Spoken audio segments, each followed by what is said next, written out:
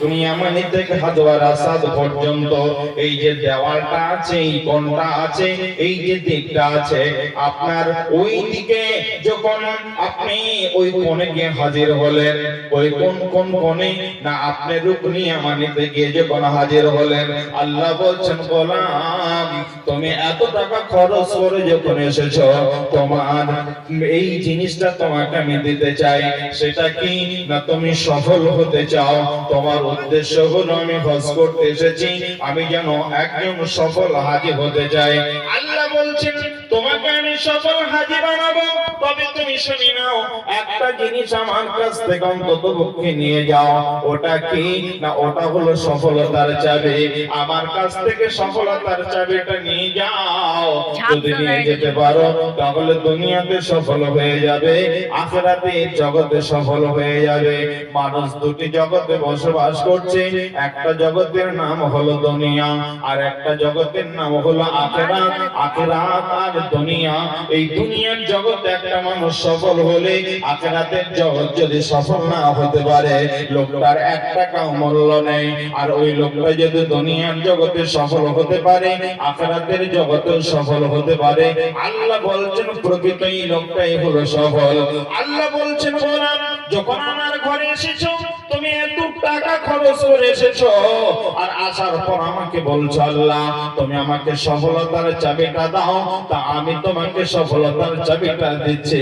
এই চাবিটা নিয়ে দুনিয়াতে সফলতা অর্জন করবে আর আখিরাতে তোমরা সফলতা অর্জন করবে।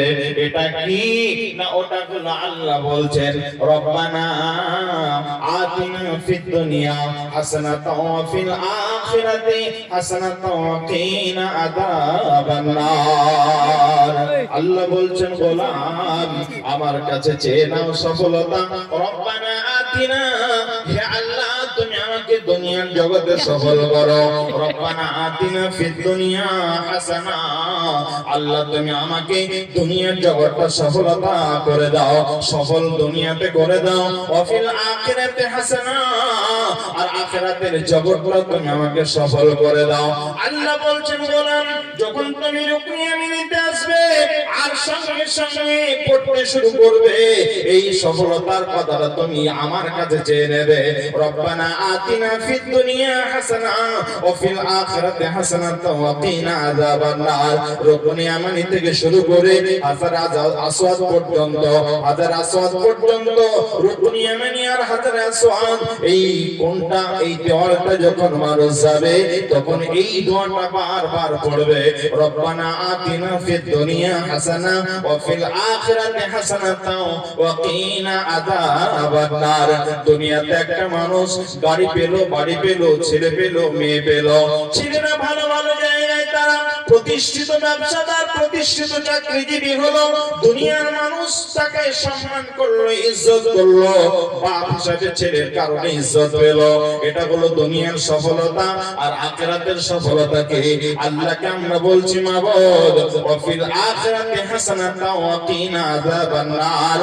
আল্লাহ তুমি আমাদেরকে আখিরাতের জীবনে সফল করো। আখিরাতের জীবনে সফল কি?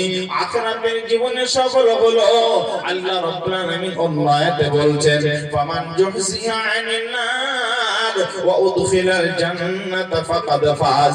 যে লোকটা নিজের জীবনটাকে জাহান্নাম থেকে মুক্ত করে নিজেকে ওয়া উদখিলাল জান্নাহ, যে লোকটা জাহান্নাম থেকে মুক্ত করে জান্নাতে নিজেকে প্রবেশ করাতে পারলো, আল্লাহ বলছেন ফাকাদ ফাজ, এই লোকটা প্রকৃত সফলতা অর্জন করলো।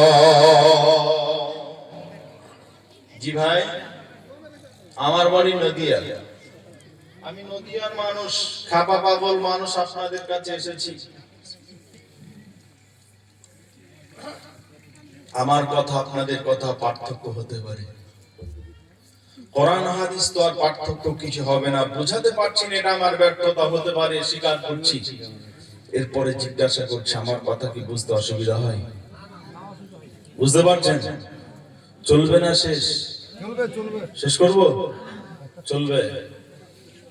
আহা, এলাকার যুবক ছেলেরা কি ভালো, এরা বসে ওয়াজ শুনছে, আজকে প্রথম দেখছে আমার জীবন। কোথাও শোনে না, কষ্ট থাকে। কিন্তু আজকে যুবক ছেলেরা আলহামদুলিল্লাহ মাশাআল্লাহ খুব ভালো লাগছে। যুবক ছেলেরা কি সুন্দর বসে বসে ওয়াজ শুনছে।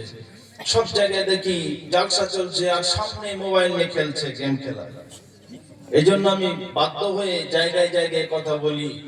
এখনকার